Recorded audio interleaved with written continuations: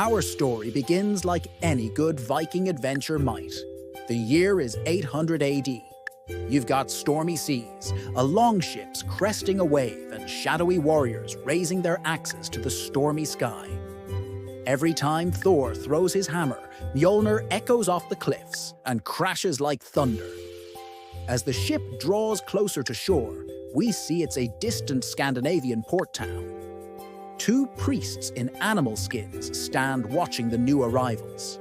Then, a bearded, burly man steps out from the throng of warriors and approaches them. By Odin's beard, he says, it is done. The priests clasp hands.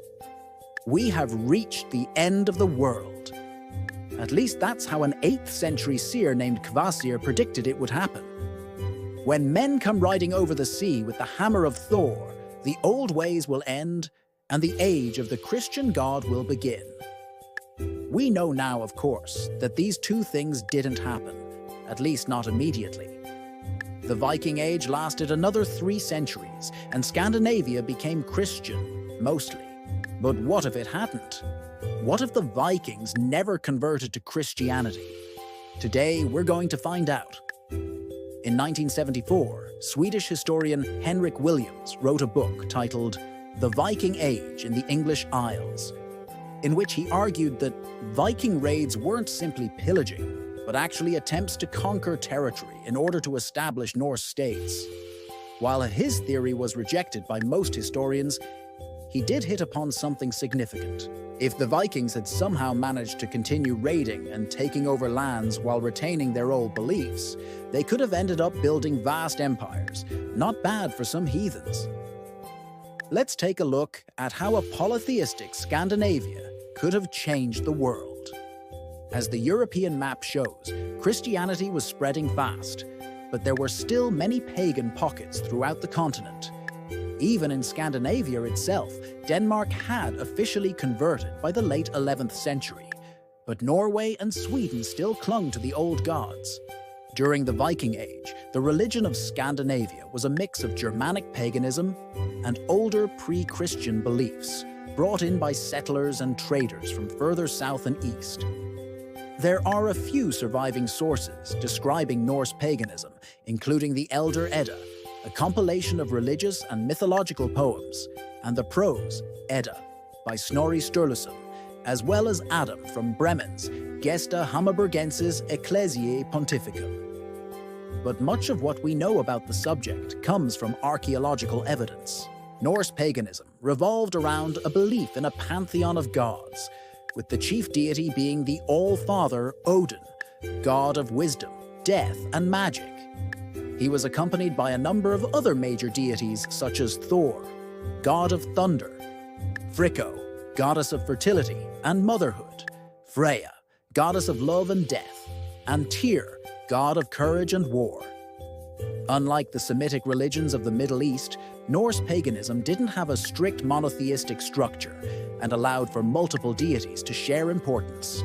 The Norsemen also believed in a number of lesser gods and spirits, as well as elves, dwarves, and giants. It was a highly animistic faith, and nature played a huge role in it.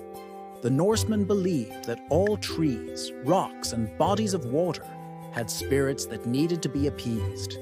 Animal sacrifice was common practice, and animal bones found at Norse religious sites show a preference for pigs, bulls, and horses.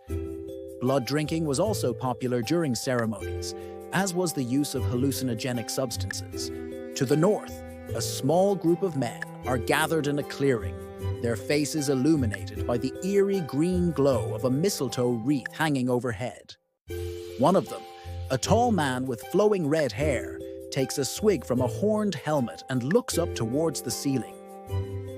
"Let me tell you a tale," he begins, his voice raspy with anticipation. "A tale of the world tree, Yggdrasil, whose roots reach deep into the underworld and whose branches scrape against the heavens. A place where the gods gather every day at noon to drink ale and eat roasted boar. And let me tell you, the feast is one to behold. Thor with his booming laughter, Loki with his sly grin, and Odin, the All-Father, seated majestically at the head of the table. Now, Odin, always curious, noticed a giant eagle perched atop the highest branch of Yggdrasil, its gaze fixed on the realm of the gods. Intrigued, Odin transformed himself into a hawk and flew up to the bird, asking to be let in on whatever secrets it knew. But the eagle refused, instead challenging Odin to a game of chess. And oh, how they played until dusk fell and the sky turned to twilight. But the eagle ultimately won and demanded a prize, a glimpse into the realm of the gods. And Odin, unable to refuse, led the eagle back to Asgard and introduced him to his fellow deities. They welcomed the eagle warmly, offering him food and drink and entertainment. And so began a great friendship between the gods and the eagle, a friendship that would change the fate of the world. For it turned out that the eagle was no ordinary bird, but a messenger from the future, a messenger who had come to warn the gods of the coming darkness. As he speaks, he pours a horn of mead onto the ground. "Beware the darkness," he murmurs, "for it grows ever closer." Now let's go back to our world, where missionaries successfully converted Scandinavia to Christianity. It's the year 1066, and a decisive battle is about to be fought at Stamford Bridge in England. Svein Estridsson, King of Denmark, watched as his brother Harold Godwinson, who had usurped the throne of England, fled the battlefield. The Viking invaders were victorious, and Svein's son, Canute the Great, became the first monarch to unite the three Nordic kingdoms under one banner. By 1080, most of Scandinavia was under Christian rule. But what if Harold had survived? How would history have been different if Canute had lost at Stamford Bridge? In an alternate timeline, Canute wins the Battle of Stamford Bridge, killing Harold and taking the throne of England. His reign marks the beginning of a new era in Norse history, one in which paganism remains the dominant religion. As Canute spreads his influence across Northern Europe, he encountered fierce resistance from the English nobles, many of whom remained loyal to the memory of Harold and refused to submit to the pagan king. But Connaught stood firm, protecting his throne with his elite Varangian Guard, composed of fierce mercenaries from Scandinavia. During his reign, Connaught launched a series of brutal campaigns to subdue the English north, imposing heavy taxes and enforcing Norse customs. Despite the resistance, paganism gradually began to spread across England, replacing Christianity. Back in Scandinavia, Olaf Kyrre, King of Norway, continued to promote paganism and even went to war with the Christian Danish king, Svein II, to prevent him from converting Norway.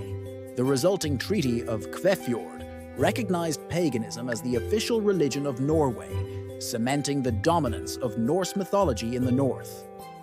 Meanwhile, in Sweden, King Emund the Old kept the flame of paganism alive, resisting pressure from neighboring Christian kingdoms to convert. As paganism flourished in Scandinavia, Viking raids and expansion continued unabated, targeting both Christian and Muslim lands. Norse explorers ventured further afield, establishing settlements in Greenland, Iceland, and even North America.